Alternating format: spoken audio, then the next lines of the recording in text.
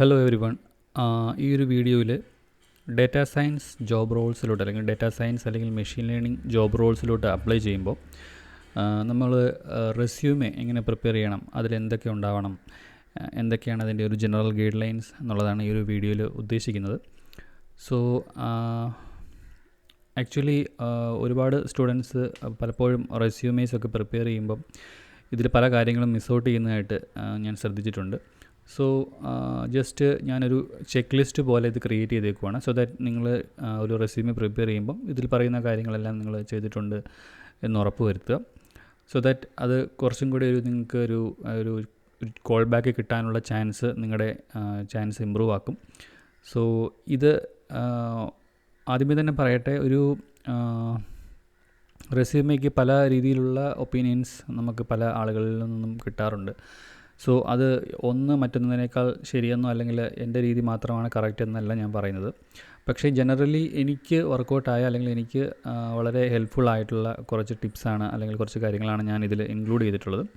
So that നിങ്ങൾക്കും same strategy വർക്കാവും എന്ന് ഞാൻ പ്രതീക്ഷിക്കുന്നു.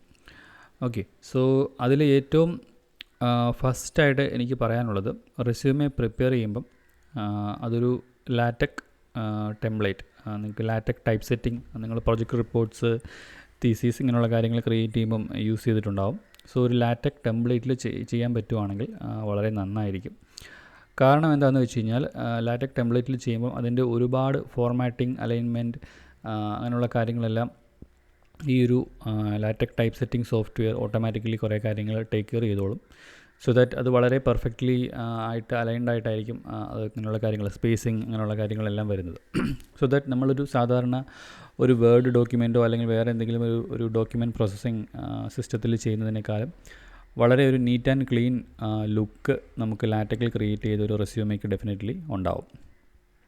ഓക്കെ, സോ അതാണ് ഫസ്റ്റ് പോയിൻറ്റ്. ദെൻ ഇത് ക്രിയേറ്റ് ചെയ്യാനായിട്ട് നിങ്ങൾക്ക് ഫ്രീ ആയിട്ടുള്ളൊരു ടൂളുണ്ട്, ഓവർലീഫ് എന്ന് പറയുന്ന ടൂളുണ്ട്. ഞാനിവിടെ ഈ ലിങ്കിൽ കൊടുത്തിരിക്കുന്ന ടൂളിൽ പോയാൽ മതിയാകും. സോ ഇതിൽ പോയി കഴിഞ്ഞാൽ നിങ്ങൾക്ക് ഒരുപാട് ടെംപ്ലേറ്റുകൾ, റെസ്യൂമെ ടെംപ്ലേറ്റ്സ് അവൈലബിൾ ആണ്. സോ അതിൽ നിന്ന് ഏതെങ്കിലും ഒരു സ്യൂട്ടബിൾ ആയിട്ടുള്ള ഒരു ടെംപ്ലേറ്റ് യൂസ് ചെയ്യുക എന്ന് എനിക്ക് പറയാനുള്ളത്. സോ ഒരുപാട് ടെംപ്ലേറ്റ്സ് ഉണ്ടെങ്കിലും ഇപ്പോൾ ഇന്ന ടെംപ്ലേറ്റ് തന്നെ വേണം എന്ന് ഞാൻ പറയുന്നില്ല. പക്ഷേ ഒരു റെസ്യൂമിൽ ജനറലി എന്തൊക്കെ കാര്യങ്ങൾ വേണം എന്നുള്ളതാണ് മെയിനായിട്ട് പറയുന്നത്. ഇപ്പോൾ ഓവർലീഫ് എന്ന് പറഞ്ഞ് ഗൂഗിൾ ചെയ്യുക, റെസ്യൂമെ ടെംപ്ലേറ്റ്സ് എന്ന് പറഞ്ഞ് ഗൂഗിൾ ചെയ്താൽ മതിയാകും. സോ ഓവർലീഫിൻ്റെ വെബ്സൈറ്റിലോട്ട് പോകുന്നതായിരിക്കും. സോ നിങ്ങൾക്ക് കുറച്ച് സ്റ്റാൻഡേർഡ് അല്ലെങ്കിൽ ടിപ്പിക്കലായിട്ടുള്ള കുറച്ച് ടെംപ്ലേറ്റ് എക്സാമ്പിൾസ് കിട്ടും. സോ ഇതിൽ നിന്നും സ്യൂട്ടബിൾ ആയിട്ടുള്ള ഒരു ഇത് കൊടുക്കുക. ഫോർ എക്സാമ്പിൾ, ഈ ഒരു ടെംപ്ലേറ്റ് എനിക്ക് വേണം അല്ലെങ്കിൽ ഈ ഒരു രീതിയിലാണ് എനിക്ക് എൻ്റെ റെസ്യൂമെ ക്രിയേറ്റ് ചെയ്യേണ്ടത് എന്നുണ്ടെങ്കിൽ ഇതിൽ ക്ലിക്ക് ചെയ്യുക. ദെൻ നിങ്ങളൊരു അക്കൗണ്ട് സൈനപ്പ് ചെയ്തിട്ടുണ്ടാവണം. ദെൻ നിങ്ങൾക്കൊരു ഫ്രീ അക്കൗണ്ട് ഉണ്ടായിരിക്കണം. സോ വ്യൂ സോഴ്സ് അല്ലെങ്കിൽ ഓപ്പൺ ആർട്സ് ടെംപ്ലേറ്റ് ഇതിലേതെങ്കിലും ഒരെണ്ണം എടുത്താൽ മതിയാകും. സോ ഇതിൽ ലോഗിൻ ചെയ്യേണ്ടി വരും.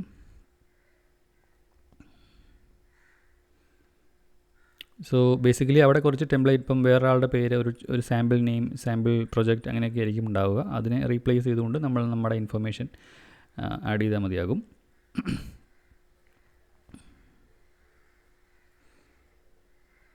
സോ ഇങ്ങനെ ഓപ്പൺ ആയി വന്നു കഴിഞ്ഞാൽ നമുക്കിവിടെ ഒരു ലെഫ്റ്റ് സൈഡിൽ ഒരു ഇതിൻ്റെ സോഴ്സ് കോഡും റൈറ്റ് സൈഡിൽ എൻ്റെ PDF പ്രിവ്യൂവും കാണാൻ സാധിക്കും. സോ ദാറ്റ് ഇവിടെ ഇപ്പം നെയിമിൻ്റെ പാർട്ട് വരുന്നത് ഇവിടെയാണ്. ഇവിടെ വരുന്ന ആ ഒരു കണ്ടൻറ്റ് ഇവിടെ ഏത് പാർട്ടിലാണ് വരുന്നത്, റൈറ്റ് സൈഡിൽ വരുന്ന ലെഫ്റ്റ് സൈഡിൽ എവിടെയാണെന്ന് ഐഡൻറ്റിഫൈ ചെയ്തതിന് ശേഷം അവിടെ നമ്മുടെ പേര് വെച്ച് റീപ്ലേസ് ചെയ്താൽ മതിയാകും. എന്നിട്ട് ഈ ഒരു കമ്പയർ ബട്ടൺ പ്രസ് ചെയ്യുക.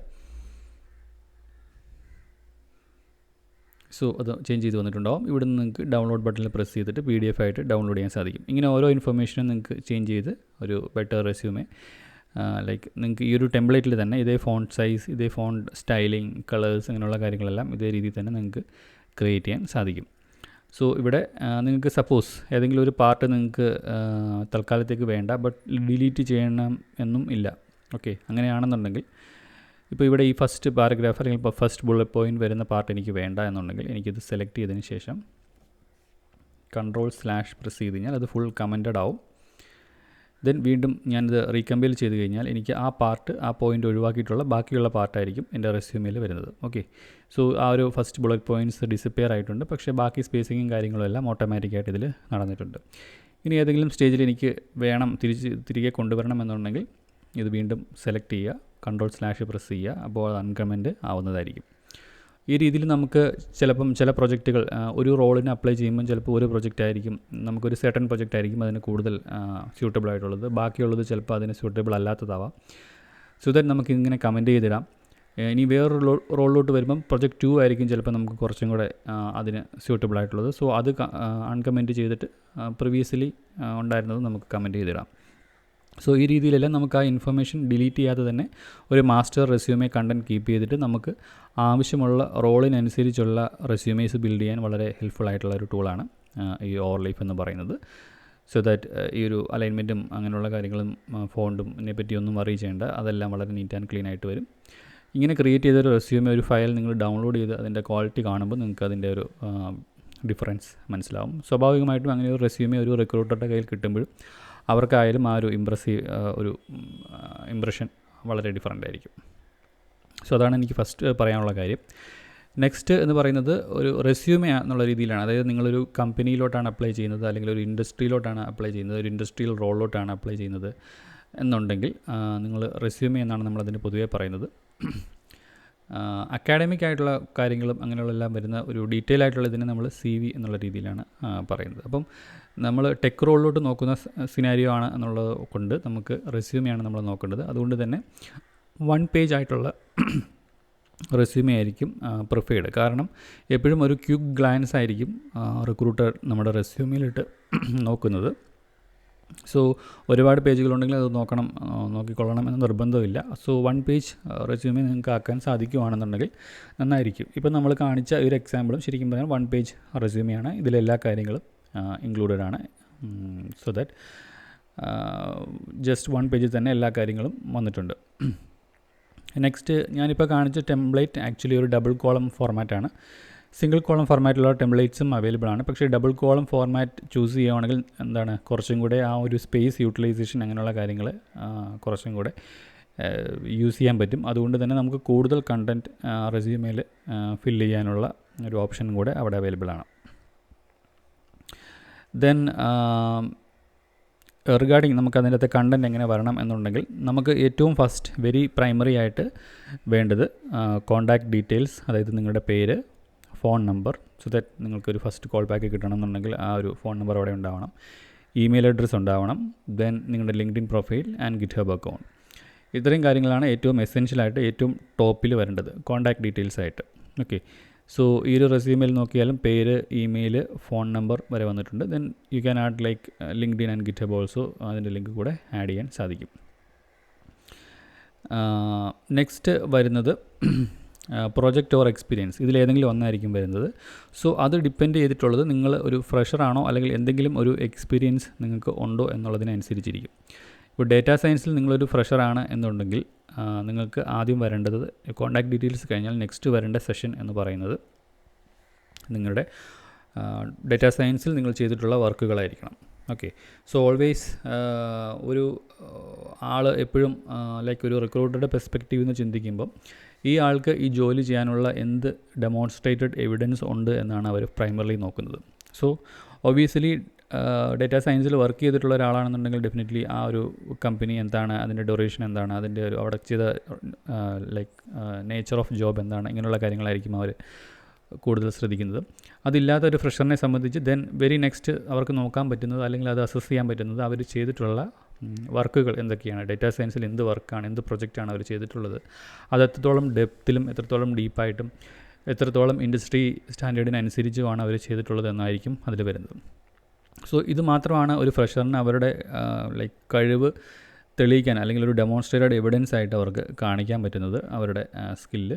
സോ നിങ്ങൾ ഫ്രഷറാണെന്നുണ്ടെങ്കിൽ നിങ്ങളുടെ പ്രൊജക്ട്സ് ആയിരിക്കണം ആ സെക്ഷനിൽ വരേണ്ടത് കോൺടാക്ട് ഡീറ്റെയിലിന് ശേഷം. അതല്ല എക്സ്പീരിയൻസ്ഡ് ആണ് എന്നുണ്ടെങ്കിൽ നിങ്ങൾക്ക് നിങ്ങളുടെ എക്സ്പീരിയൻസ് പാർട്ട് ഇട്ടതിന് ശേഷമായിരിക്കണം നിങ്ങളുടെ പ്രൊജക്റ്റ് പാർട്ട് വരേണ്ടത്.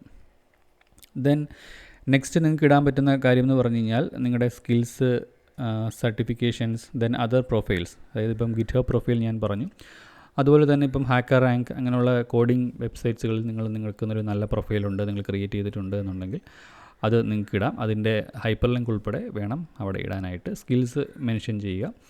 അതുപോലെ എന്തെങ്കിലും സ്പെസിഫിക് ആയിട്ടുള്ള സർട്ടിഫിക്കേഷൻസ് നിങ്ങൾക്കുണ്ടെങ്കിൽ അതും മെൻഷൻ ചെയ്യാം. ദെൻ ഗിറ്റ്ഹബ് നിങ്ങളുടെ ലിങ്ക് കൊടുക്കണം എന്ന് ഞാൻ പറഞ്ഞു. സോ ഗിറ്റ്ഹബ് പ്രൊഫൈൽ എങ്ങനെ ആവണം, അതിലെന്തൊക്കെ ഗൈഡ് ലൈൻസ്, എന്തൊക്കെ കാര്യങ്ങൾ ശ്രദ്ധിക്കണം എന്നുള്ളത് ഞാനൊരു സെപ്പറേറ്റ് ഗൈഡ് ലൈനായിട്ട് ആഡ് ചെയ്തിട്ടുണ്ട്. സോ അതിനെപ്പറ്റി ഒരു വീഡിയോ ഞാൻ ഉടനെ തന്നെ ചെയ്യാം. ബട്ട് ഇവിടെ ഒരു ലിങ്കിൽ നിങ്ങൾക്ക് അതിൻ്റെ ഫയലും അവൈലബിൾ ആണ്. സോ ഡെഫിനറ്റ്ലി ഗിറ്റ്ഹബിൻ്റെ ലിങ്ക് കൊടുക്കുക. അതിൽ വരുത്തേണ്ട ചേഞ്ചുകൾ നമ്മൾ വേറൊരു വീഡിയോയിൽ ഡിസ്കസ് ചെയ്യുന്നതായിരിക്കും. ദെൻ ഏറ്റവും ഇമ്പോർട്ടൻ്റ് ആയിട്ട് എനിക്ക് പറയാനുള്ളത്, നിങ്ങൾ റെസ്യൂമിൽ പറയുന്ന എല്ലാ കാര്യങ്ങൾക്കും ഒരു proof of some evidence in digital form നിങ്ങൾക്ക് ഉണ്ടായിരിക്കണം. സോ അത് വളരെ ഇമ്പോർട്ടൻ്റ് ആണ്. കാരണം ഒരു ഫ്രഷറുടെ കപ്പാസിറ്റി ടു വർക്ക്, അതായത് ആ ഒരു ഓർഗനൈസേഷനിൽ വന്ന് അവർക്ക് കോൺട്രിബ്യൂട്ട് ചെയ്യാൻ സാധിക്കും, അല്ലെങ്കിൽ ഈ പറയുന്നതെല്ലാം വെറുതെ പറയാനായിട്ട് ആർക്കും പറ്റും, ബട്ട് വിത്ത് സം എവിഡൻസ് പറയുക എന്ന് പറയുന്നത് വളരെ ഇമ്പോർട്ടൻ്റ് ആണ്. സോ ഒരു റിക്രൂട്ടർക്ക് ഒരു ട്രസ്റ്റ് ബിൽഡ് ചെയ്യാൻ, ഒരു ലൈക്ക് ആ ഒരു ഇതിലൊരു ഇമ്പ്രസീവ് ആവാനായിട്ട് ഈ പറയുന്ന എല്ലാ സ്റ്റേറ്റ്മെൻറ്റുമായിട്ടും നിങ്ങളൊരു ഡിജിറ്റൽ എവിഡൻസ് ലൈക്ക് ഒരു ഹൈപ്പർ ലിങ്ക് വഴി അല്ലെങ്കിൽ ഒരു സം ഡിജിറ്റൽ ആർട്ടിഫാക്റ്റ് വഴി നിങ്ങൾ അത് കൊടുക്കാൻ ശ്രമിക്കുക. ഫോർ എക്സാമ്പിൾ, നിങ്ങൾ ഇന്ന പ്രൊജക്റ്റ് ചെയ്തു എന്ന് പറയുമ്പോൾ ആ പ്രൊജക്റ്റിൻ്റെ പേരും എന്താണെന്നുള്ളൊരു ഷോർട്ട് ഡിസ്ക്രിപ്ഷന് മാത്രമല്ല, നിങ്ങളതിൻ്റെ ഗിറ്റ്ഹബ് റെപ്പോയിലോട്ടുള്ള ലിങ്ക് കൊടുക്കുക. എന്തെങ്കിലും വെബ് ആപ്പായിട്ടോ മൊബൈൽ ആപ്പായിട്ടോ അല്ലെങ്കിൽ എന്തെങ്കിലും ഡെമോ വീഡിയോ ആയിട്ടോ ഒക്കെ നിങ്ങളതിനെ ചെയ്തിട്ടുണ്ടെന്നുണ്ടെങ്കിൽ അതിൻ്റെ ഹൈപ്പർ ലിങ്ക് കൊടുക്കുക.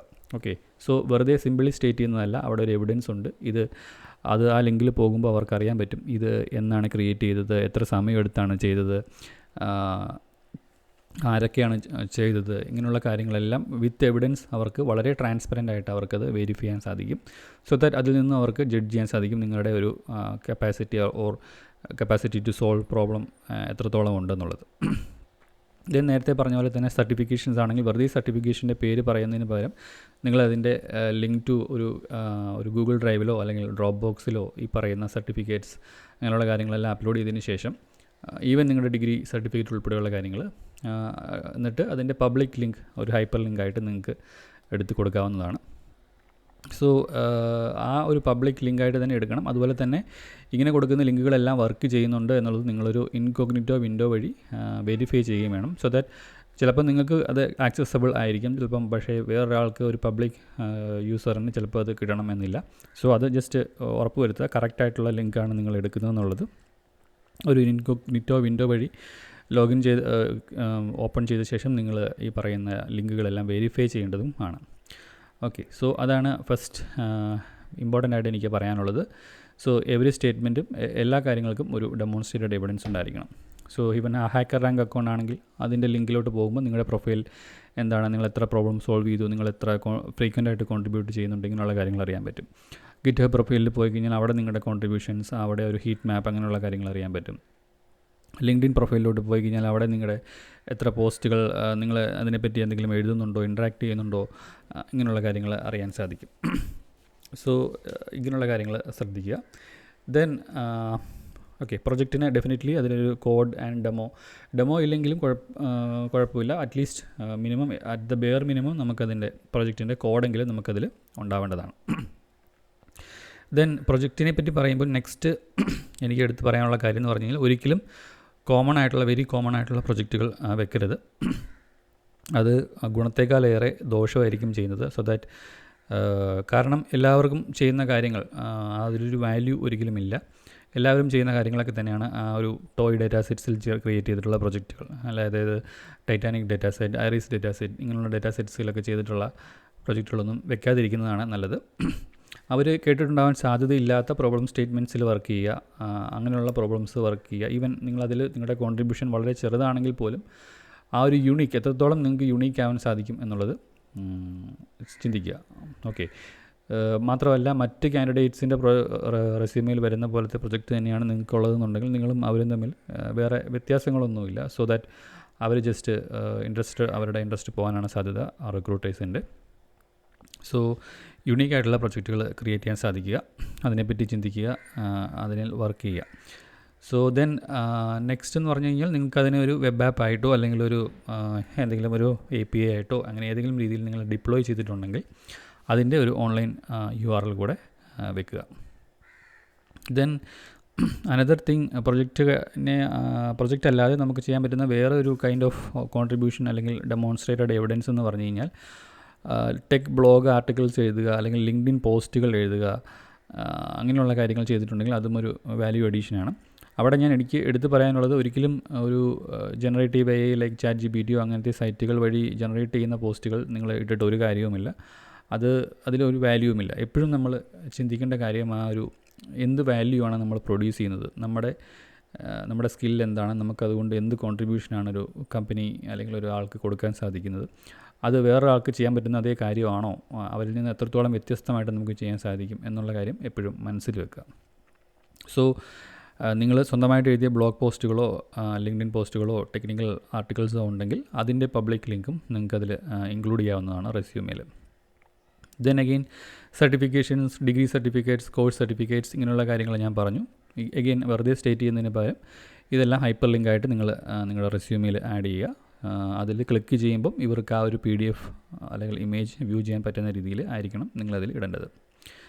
ദെൻ നേരത്തെ പറഞ്ഞ പോലെ hacker rank, code academy, Google scholar, ഇങ്ങനെയുള്ള നിങ്ങളുടെ പബ്ലിക് പ്ലാറ്റ്ഫോംസിലുള്ള നിങ്ങളുടെ കോൺട്രിബ്യൂഷൻസ്, നിങ്ങളുടെ സ്കിൽസ്, അങ്ങനെയുള്ള അതിൽ വെരിഫൈഡ് ആയിട്ടുള്ള കാര്യങ്ങൾ നിങ്ങൾക്ക് ഇടാവുന്നതാണ്. ദെൻ ഏതെങ്കിലും രീതിയിലുള്ള ഓൺലൈൻ മീഡിയ അപ്പിയറൻസ് നിങ്ങൾക്ക് ഉണ്ടായിട്ടുണ്ടെന്നുണ്ടെങ്കിൽ, അതായത് നിങ്ങൾ യൂട്യൂബ് ട്യൂട്ടോറിയലോ ബ്ലോഗ് ആർട്ടിക്കിൾസോ അങ്ങനെ എന്തെങ്കിലും ഓൺലൈൻ ടോക്കുകളോ അങ്ങനെയൊക്കെ കൊടുത്തിട്ടുണ്ട്, അത് പബ്ലിക്കലി അവൈലബിൾ ആണെന്നുണ്ടെങ്കിൽ അതിൻ്റെ ലിങ്കും നിങ്ങൾക്ക് കൊടുക്കാവുന്നതാണ്. ഇതും വളരെ ഇമ്പോർട്ടൻ്റ് ആണ്. കാരണം നിങ്ങൾക്കൊരു ലീഡർഷിപ്പ് സ്കിൽസ്, കമ്മ്യൂണിക്കേഷൻ സ്കിൽസ്, ഇങ്ങനെയുള്ള കാര്യങ്ങളുണ്ടെന്നും കുറച്ചും കൂടെ നിങ്ങളുടെ റെസ്യൂമേ വെറുതെ ഒരു റെസ്യൂമേ അല്ല, ഒരു റിയൽ പേഴ്സൺ എങ്ങനെയാണ്, ആസ് എ പേഴ്സൺ നിങ്ങൾ എങ്ങനെയാണ് ഇൻട്രാക്ട് ചെയ്യുന്നത്, ഇങ്ങനെയുള്ള കാര്യങ്ങളെ പറ്റി ഒരു വലിയൊരു ഐഡിയ അവർക്ക് കിട്ടും. അപ്പോൾ വളരെ ഒരു വാലിഡിറ്റി നിങ്ങളുടെ റെസ്യൂമേക്ക് വരും. സോ അങ്ങനെ എന്തെങ്കിലും കാര്യങ്ങളുണ്ട് എന്നുണ്ടെങ്കിൽ നിങ്ങൾക്കത് ഡെഫിനറ്റ്ലി അത് നിങ്ങളുടെ റെസ്യൂമേയുമായിട്ട് കണക്റ്റഡ് ആയിട്ട് ചെയ്യാവുന്നതാണ്. Then experience certificates, okay, job റോളുമായിട്ട് ബന്ധപ്പെട്ട് അവിടെ നിങ്ങൾക്ക് ജോബ് എക്സ്പീരിയൻസ് പാർട്ടിൽ നിങ്ങൾക്ക് നിങ്ങളുടെ എക്സ്പീരിയൻസ് സർട്ടിഫിക്കറ്റും ഇതുപോലെ തന്നെ ഹൈപ്പർ ലിങ്ക്സ് ആയിട്ട് കൊടുക്കാവുന്നതാണ്. പ്രോജക്റ്റ് ഡിസ്ക്രിപ്ഷനിലോട്ട് വന്നു കഴിയുമ്പം ഒരു 2-3 ബുള്ളറ്റ് പോയിൻറ്റ്സിൽ സമ്മറൈസ് ചെയ്ത് വേണം നമ്മളതിൻ്റെ അകത്ത് പറയാനായിട്ട്. നമ്മൾ എന്താണ് നമ്മുടെ കീ കോൺട്രിബ്യൂഷൻ, എന്തൊക്കെയാണ് അതിൻ്റെ ഔട്ട്കം, ഇങ്ങനെയുള്ള കാര്യങ്ങൾ. സോ അതിനെ ഇൻ ടേംസ് ഓഫ് ഒരു ക്വാണ്ടിറ്റേറ്റീവ് ടേംസിൽ പറയാൻ സാധിക്കുവാണെങ്കിൽ വളരെ നന്നായിരിക്കും. ജസ്റ്റ് ഇപ്പോൾ ഇവിടെ ഒരു എക്സാമ്പിളായിട്ട് ഞാൻ കൊടുത്തിരിക്കുന്നത്, ഈ പ്രോജക്റ്റ് വഴി ഒരു 90% ഓഫ് മാൻ അവേഴ്സ് സേവ് ചെയ്യാൻ സാധിച്ചു വിത്ത് മോണിറ്ററി ബെനിഫിറ്റ്സിന് ഹെൽപ്ഫുള്ളായി. സോ 90% എന്ന് പറയുന്ന ആ ഒരു ക്വാണ്ടിറ്റേറ്റീവ് ടേംസിൽ പറയുന്നത് വളരെ ഇമ്പോർട്ടൻ്റ് ആണ്. സിംപിളി വെറുതെ മാൻ അവേഴ്സ് സേവ് ചെയ്തു എന്ന് പറയുന്നതിന് പകരം എത്ര പെർസെൻറ്റേജ് എന്നുള്ള രീതിയിൽ പറയുന്നത് വളരെ ഹെൽപ്ഫുള്ളാണ്. ദെൻ ഡെഫിനറ്റ്ലി പ്രൊജക്റ്റ് നെയിം, ഏത് ഡൊമൈനിലാണ് പ്രൊജക്റ്റ്, ഡ്യൂറേഷൻ എത്രയായിരുന്നു, GitHub link, code link and demo, if demo ഉണ്ടെങ്കിൽ അതും കൂടെ ഇത്രയും കാര്യങ്ങൾ ഇൻക്ലൂഡ് ചെയ്യാൻ ശ്രമിക്കുക. ദെൻ എക്സ്പീരിയൻസ് വരുമ്പോഴും ഇതുപോലെ തന്നെ കീ അച്ചീവ്മെൻറ്റ്സ്, ആ ഒരു എക്സ്പീരിയൻസ് ഓർഗനൈസേഷൻ കമ്പനിയിൽ എത്രയാണ്, ഡെസിഗ്നേഷൻ എന്തായിരുന്നു, ഡ്യൂറേഷൻ എന്തായിരുന്നു, ലൊക്കേഷൻ എന്തായിരുന്നു, ഇങ്ങനെയുള്ള കാര്യങ്ങളും. ദെൻ നിങ്ങളുടെ കീ അച്ചീവ്മെൻറ്റ്സ് എന്താണെന്നുള്ളത് 2-3 ബുള്ളറ്റ് പോയിൻറ്റ്സിലും കൊടുക്കാൻ ശ്രമിക്കുക. Then programming languages, tools, stack, ഇങ്ങനെയുള്ള കാര്യങ്ങൾ മെൻഷൻ ചെയ്യുമ്പം ഒരുപാട് വാരി വലിച്ച് ഇടാതിരിക്കാൻ ശ്രമിക്കുക. നിങ്ങൾ അപ്ലൈ ചെയ്യുന്ന ജോബ് ഡിസ്ക്രിപ്ഷന് എന്താണോ ഏറ്റവും കീ ആയിട്ടുള്ളത് അതുമായിട്ട് ബന്ധപ്പെട്ട് നിങ്ങൾ വർക്ക് ചെയ്തിട്ടുള്ള 2-3 പ്രോഗ്രാമിംഗ് ലാംഗ്വേജസ് മെൻഷൻ ചെയ്യേണ്ട കാര്യമേ ഉള്ളൂ. അതിൽ കൂടുതലായി കഴിഞ്ഞാൽ അത് വെറുതെ പറയുന്നതായിട്ടായിരിക്കും അവർക്ക് ഫീൽ ചെയ്യുക. സോ ദാറ്റ് ആ ഒരു കാര്യം ശ്രദ്ധിക്കുക. ദെൻ ഹൈപ്പർ ലിങ്ക്സ് കൊടുക്കുന്നതെല്ലാം ഒരു കളറിൽ അപ്പിയർ ചെയ്യുന്നതായിട്ട് ഉറപ്പ് വരുത്തുക. സോ ദാറ്റ് അത് ഹൈപ്പർ ലിങ്ക് ആണ് എന്നുള്ളത് അവർക്ക് മനസ്സിലാവാനും അവരതുവഴി ക്ലിക്ക് ചെയ്ത് അത് കാണാനുമുള്ള സാധ്യത ഉറപ്പ് വരുത്താൻ വേണ്ടിയിട്ടാണ്. അതുപോലെ തന്നെ ഈ ഹൈപ്പർ ലിങ്ക്സ് എല്ലാം ഒരു ഇൻകോഗ്നിറ്റോ വിൻഡോ വഴി നിങ്ങൾക്ക് വെരിഫൈ ചെയ്യണം. ചിലപ്പം അല്ലെങ്കിൽ നിങ്ങളുടെ അക്കൗണ്ട് വഴി ഓൾറെഡി ലോഗ്ഡ് ഇൻ ആയതുകൊണ്ട് നിങ്ങൾക്ക് കിട്ടുന്നുണ്ടാവും, പക്ഷേ വേറെ ആളെടുക്കുമ്പോൾ കിട്ടണം എന്നില്ല. സോ അത് ഒന്നുകൂടെ വെരിഫൈ ചെയ്യുക. അതുപോലെ തന്നെ ഞാൻ നേരത്തെ ഓവർലീഫ് കാണിച്ചപ്പോൾ പറഞ്ഞിരുന്നു, നമുക്ക് certain parts just comment out ചെയ്യാം, എന്നിട്ട് PDF ജനറേറ്റ് ചെയ്യാം. ദെൻ ആവശ്യത്തിനനുസരിച്ച് കമൻറ്റ് ഔട്ട് ആൻഡ് അൺകമൻറ്റ് ചെയ്യാനും സാധിക്കുമെന്ന് പറഞ്ഞു. സോ ഇത് പർട്ടിക്കുലർലി യൂസ് ചെയ്യേണ്ടത് നിങ്ങൾ അപ്ലൈ ചെയ്യുന്ന ജോബ് ഡിസ്ക്രിപ്ഷന് മാച്ച് ആവുന്ന പ്രൊജക്ട്സ് മാത്രം മെൻഷൻ ചെയ്യുക. സപ്പോസ് നിങ്ങളിപ്പോൾ ഒരു 5 പ്രൊജക്റ്റ് ചെയ്തിട്ടുണ്ട്. അതിൽ 2 എണ്ണം നാച്ചുറൽ ലാംഗ്വേജ് പ്രോസസ്സിംഗ് ബേസ് ചെയ്തിട്ടുള്ളതാണ്. അപ്പോൾ നിങ്ങൾ ഒരു നാച്ചുറൽ ലാംഗ്വേജ് പ്രോസസ്സിംഗ് റിലേറ്റഡ് ആയിട്ടുള്ള ഒരു ജോബ് റോളിലോട്ട് അപ്ലൈ ചെയ്യുമ്പം അത് മാത്രം ഇൻക്ലൂഡ് ചെയ്യേണ്ട കാര്യമുള്ളൂ. ബാക്കിയുള്ളത് ഇൻക്ലൂഡ് ചെയ്യുന്നത് കൊണ്ട് പ്രത്യേകിച്ച് ഗുണമൊന്നുമില്ല. അതായത് 2 3 മാക്സിമം പ്രൊജക്റ്റുകൾ അത് നല്ല ക്വാളിറ്റിയിൽ ആൻഡ് ഡെപ്തിൽ ചെയ്തിട്ടുള്ളതായിരിക്കണം. സോ അവിടെ നിങ്ങൾക്ക് ചെയ്യേണ്ട കാര്യം എന്ന് പറഞ്ഞു കഴിഞ്ഞാൽ ബാക്കിയുള്ള 3 പ്രൊജക്റ്റുകൾ കമൻറ്റ് ചെയ്തിട്ട് ഈ പറഞ്ഞ PDF ജനറേറ്റ് ചെയ്യുക. അത് വെച്ചിട്ടായിരിക്കണം അപ്ലൈ ചെയ്യേണ്ടത്. വേറൊരു റോളിലോട്ട് അപ്ലൈ ചെയ്യുമ്പോൾ ചിലപ്പോൾ അതൊരു NLP റോളായിരിക്കത്തില്ല, ഈ പറഞ്ഞ ബാക്കി 3 പ്രൊജക്റ്റുമായിട്ട് ബന്ധപ്പെട്ട ഒരു റോളായിരിക്കാം. അങ്ങനെയാണെങ്കിൽ ഈ NLP പ്രൊജക്റ്റുകൾ കമൻറ്റ് ചെയ്ത് വീണ്ടും PDF ജനറേറ്റ് ചെയ്ത് ആ PDF ആയിരിക്കണം നിങ്ങൾ റെസ്യൂമേ ആയിരിക്കണം ആ പർട്ടിക്കുലർ റോളിലോട്ട് അപ്ലൈ ചെയ്യേണ്ടത്. ദെൻ വേറൊരു കാര്യം ശ്രദ്ധിക്കേണ്ടത് ലിങ്ക്ഡിൻ URL ഇങ്ങനെയുള്ള കാര്യങ്ങൾ. ലിങ്ക്ഡിൻ URL ആക്ച്വലി നമുക്ക് ഷോർട്ടൺ ചെയ്ത് ഒരു ഷോർട്ട് ഫോം ആക്കാൻ സാധിക്കും. അതിൻ്റെ സെറ്റിങ്സ് ഓപ്ഷനിൽ പോയാൽ നിങ്ങൾക്ക് കോൺടാക്ട് ഡീറ്റെയിൽസ് റിലേറ്റഡ് ആയിട്ടുള്ള പാർട്ടിൽ ചെയ്യാൻ സാധിക്കും. ബൈ ഡിഫോൾട്ടായിട്ട് ചിലപ്പോൾ ഒരു കോംപ്ലിക്കേറ്റഡ് URL ആയിരിക്കും വന്നിട്ടുണ്ടാവുക. സോ അത് നിങ്ങൾക്ക് വേണമെങ്കിൽ എഡിറ്റ് ചെയ്ത് മാറ്റാവുന്നതാണ്, അൺലെസ് ആ ഒരു പർട്ടിക്കുലർ URL വേറെ ആരും എടുത്തിട്ടില്ല എന്നുണ്ടെങ്കിൽ. സോ അത് നിങ്ങൾക്ക് നഷ്ടപ്പെട്ടു പോകാതെ വേറെ ആരെങ്കിലും ചെയ്യുന്നതിന് മുന്നേ തന്നെ നിങ്ങൾക്കിത് ചെയ്തെടുക്കാവുന്നതാണ്. ദെൻ ആ ഒരു URL ആയിരിക്കണം നിങ്ങൾ നിങ്ങളുടെ ലിങ്ക്ഡിൻ റെസ്യൂമേയിൽ അപ്ഡേറ്റ് ചെയ്യേണ്ടത്. സോ ഈ ഒരു രീതിയിൽ ഞാൻ ക്രിയേറ്റ് ചെയ്ത ഒരു റെസ്യൂമയുടെ ഒരു ടെംപ്ലേറ്റാണ്. സോ ഇവിടെ നിങ്ങൾക്ക് ലെഫ്റ്റ് സൈഡിൽ എക്സ്പീരിയൻസ്, എഡ്യൂക്കേഷൻ, നേരത്തെ പറഞ്ഞ പോലെ തന്നെ പബ്ലിക് പ്രൊഫൈൽസിലോട്ടുള്ള ലിങ്ക്, ഡൊമൈൻസ്, സ്കിൽസ് ഇങ്ങനെയുള്ള കാര്യങ്ങൾ കാണാൻ സാധിക്കും. അതുപോലെ തന്നെ റൈറ്റ് സൈഡിൽ ഇതുപോലെ എക്സ്പീരിയൻസ്, എന്താണ് ഡെസിഗ്നേഷൻ, ഏതാണ് കമ്പനി, ഡ്യൂറേഷൻ, ഇങ്ങനെയുള്ള കാര്യങ്ങൾ ഇട്ടിട്ടുണ്ട്. സോ ഇവിടെ നോക്കിയാൽ അറിയാം എനിക്ക് ഫസ്റ്റ് വരുന്നത് എക്സ്പീരിയൻസ് ആണ്, അതിനുശേഷമാണ് പ്രൊജക്റ്റിൻ്റെ പാർട്ട് വരുന്നത്. അറ്റ് ദ ടോപ്പ് നെയിമും കോൺടാക്ട് ഡീറ്റെയിൽസും GitHub profile, email, LinkedIn profile ഇങ്ങനെയുള്ള കാര്യങ്ങൾ കൊടുത്തിട്ടുണ്ട്. ദെൻ ബാക്കി ഉള്ള കാര്യങ്ങൾ, അതായത് ഡിജിറ്റലി നമ്മൾ ക്രിയേറ്റ് ചെയ്തിട്ടുള്ള എന്ത് എവിഡൻസും, നമ്മുടെ സർട്ടിഫിക്കറ്റ്സ്, എന്തെങ്കിലും online blog articles, online talks ഇങ്ങനെയുള്ള കാര്യങ്ങളെല്ലാം ഹൈപ്പർ ലിങ്കായിട്ട് ഞാനിവിടെ കൊടുത്തിട്ടുണ്ട്. അതാണ് ആ ഒരു കളർ ചേഞ്ച് വരുന്നത്. ദെൻ ഓരോ പ്രൊജക്റ്റിലും ഡെഫിനറ്റ്ലി അവിടെ ഒരു കോഡിലോട്ടുള്ളൊരു ഹൈപ്പർ ലിങ്കും അതുപോലെ ഡെമോയിലോട്ടുള്ളൊരു ഹൈപ്പർ ലിങ്കും ഞാൻ ആഡ് ചെയ്തിട്ടുണ്ട്. സോ ദാറ്റ് ആ ഒരു ലിങ്കിൽ ക്ലിക്ക് ചെയ്തിട്ട് അവർക്കത് വെരിഫൈ ചെയ്ത് നോക്കാം. ഇത്രയും കാര്യങ്ങൾ, അതിൻ്റെ ഡീറ്റെയിൽസും അങ്ങനെയുള്ള കാര്യങ്ങളും അറിയാൻ സാധിക്കും. എല്ലാ ഹൈപ്പർ ലിങ്ക്സും അവർക്ക് ക്ലിക്ക് ചെയ്ത് വെരിഫൈ ചെയ്യാം. Like hacker rank profile or like blog articles, online talks, project repositories ഇങ്ങനെയുള്ള കാര്യങ്ങളെല്ലാം വെരിഫൈബിൾ ആണ്. സോ ദാറ്റ് വെറുതെ പറയുന്നതിനേക്കാൾ ഉപരി ഒരു ഡെമോൺസ്ട്രേറ്റഡ് എവിഡൻസ് എന്നുള്ള രീതിയിൽ അതിൽ വളരെ ഒരു ഇംപ്രഷൻ ക്രിയേറ്റ് ചെയ്യും. സോ ദാറ്റ് ഈ പറഞ്ഞ കാര്യങ്ങൾ മനസ്സിൽ വെക്കുക. റെസ്യൂമേ ക്രിയേറ്റ് ചെയ്യുമ്പോൾ ഈ രീതിയിൽ ക്രിയേറ്റ് ചെയ്യാൻ ശ്രമിക്കുക. സോ ദാറ്റ് നിങ്ങൾക്ക് ബെറ്റർ ആയിട്ടുള്ള ഒരു ഔട്ട്കം, ഒരു കോൾ ബാക്ക് കിട്ടാനുള്ള നിങ്ങളുടെ ചാൻസ് വളരെ ഇമ്പ്രൂവ് ചെയ്യും. പലരും സിമ്പിളായിട്ട് വേർഡ് ഡോക്യുമെൻറ്റിലൊക്കെ ക്രിയേറ്റ് ചെയ്യുമ്പോൾ ഈ ഒരു അലൈൻമെൻറ്റ് ഇങ്ങനെയുള്ള കാര്യങ്ങളെല്ലാം മാറിക്കിടക്കും, സ്പെല്ലിംഗ് മിസ്റ്റേക്സ് ഇങ്ങനെയുള്ള ഒരുപാട് പ്രശ്നങ്ങൾ കാണും. സോ അങ്ങനെയുള്ള പ്രശ്നങ്ങൾ, ഫോർമാറ്റിംഗ് റിലേറ്റഡ് ആയിട്ടുള്ള issues, phone size, like phone colour ഇങ്ങനെയുള്ള കാര്യങ്ങളെല്ലാം, അലൈൻമെൻറ്റ്, സ്പേസിങ്, ലൈൻ സ്പേസിങ് ഇങ്ങനെയുള്ള കാര്യങ്ങളെല്ലാം ലാറ്റക് വഴി ചെയ്യുമ്പോൾ നമുക്ക് കുറേ പ്രശ്നങ്ങൾ ഒഴിവായി കിട്ടും. ഓട്ടോമാറ്റിക്കായിട്ട് അതെല്ലാം ടേക്ക് കെയർ ചെയ്യുന്നുണ്ട്. അതുകൊണ്ട് തന്നെ വളരെ നീറ്റ് ആൻഡ് ക്ലീൻ ആയിട്ടുള്ള ഒരു റെസ്യൂമേ ആയിരിക്കും നിങ്ങൾക്ക് ക്രിയേറ്റ് ചെയ്ത് കിട്ടുന്നത്. ഓക്കെ, സോ ഈ ഒരു കാര്യങ്ങൾ മനസ്സിൽ വെക്കുക. ദെൻ റെസ്യൂമേ ക്രിയേറ്റ് ചെയ്യുമ്പം സ്പെസിഫിക്കലി ഓർക്കേണ്ട കാര്യം, ആ ഒരു പർട്ടിക്കുലർ റോളിന് വേണ്ടിയിട്ടായിരിക്കണം നമ്മൾ ആ റെസ്യൂമേ ക്രിയേറ്റ് ചെയ്യുന്നത്. ഒരു കോമൺ റെസ്യൂമേ വെച്ചിട്ട് എല്ലാ റോളിനും അപ്ലൈ ചെയ്യുക എന്നുള്ളതല്ല. നമുക്കൊരു മാസ്റ്റർ റെസ്യൂമേ ഉണ്ട്. ആ മാസ്റ്റർ റെസ്യൂമിനെ നമ്മൾ റിഫൈൻ ചെയ്ത് നമ്മൾ ആ പർട്ടിക്കുലർ റോളിന് ആവശ്യമുള്ള രീതിയിലോട്ട് ആക്കുന്നു. ദെൻ ആ ഒരു രീതിയിൽ ക്രിയേറ്റ് ചെയ്ത റെസ്യൂമേ വെച്ച് നമ്മൾ അപ്ലൈ ചെയ്യുന്നു. വീണ്ടും അഗെയിൻ അനദർ റോളിലോട്ട് പോകുന്നു കഴിയുമ്പോൾ എന്താണോ ആ റോളിന് ആവശ്യമായിട്ടുള്ള ടൂൾസ് അല്ലെങ്കിൽ ലൈക്ക് റിലേറ്റഡ് പ്രൊജക്ട്സ് അതായിരിക്കണം ടോപ്പിൽ വരേണ്ടത്. ഇവിടെ ഇപ്പം ഞാനൊരു കമ്പ്യൂട്ടർ വിഷൻ റിലേറ്റഡ് ആയിട്ട് റോളിലോട്ട് അപ്ലൈ ചെയ്യുമ്പോൾ വീഡിയോ റിലേറ്റഡ് ആയിട്ടുള്ള, സെഗ്മെൻറ്റേഷൻ റിലേറ്റഡ് ആയിട്ടുള്ള ഈ പ്രൊജക്റ്റ് ആയിരിക്കും ടോപ്പിൽ വരുന്നത്. നേരെ മറിച്ച് ഒരു NLP റിലേറ്റഡ് ആയിട്ടുള്ള ഒരു റോളിലോട്ട് അപ്ലൈ ചെയ്യുമ്പം ഈ ഒരു താഴെ കിടക്കുന്ന ഈ ഒരു NLP റിലേറ്റഡ് പ്രൊജക്റ്റിൻ്റെ ഡീറ്റെയിൽസ് ആയിരിക്കും ഞാൻ കോപ്പി പേസ്റ്റ് ചെയ്ത് മേളിലിടുന്നത്. ഇത് നമുക്ക് സിമ്പിളായിട്ട് കമൻറ്റ് ചെയ്യുകയും അൺകമൻറ്റ് ചെയ്യുകയും കോപ്പി പേസ്റ്റ് ചെയ്ത് അതിൻ്റെ ലൊക്കേഷൻ മാറ്റുകയൊക്കെ ചെയ്യാവുന്നതാണ് ഈസി ആയിട്ട് ലാറ്റക് ടെംപ്ലേറ്റ് യൂസ് ചെയ്തുകൊണ്ട്. സോ ഇങ്ങനെയുള്ള കാര്യങ്ങൾ മനസ്സിൽ വെച്ച് റെസ്യൂമേ പ്രിപ്പയർ ചെയ്യുക. നല്ല രീതിയിൽ നല്ല റിസൾട്ട് നിങ്ങൾക്ക് കിട്ടട്ടെ.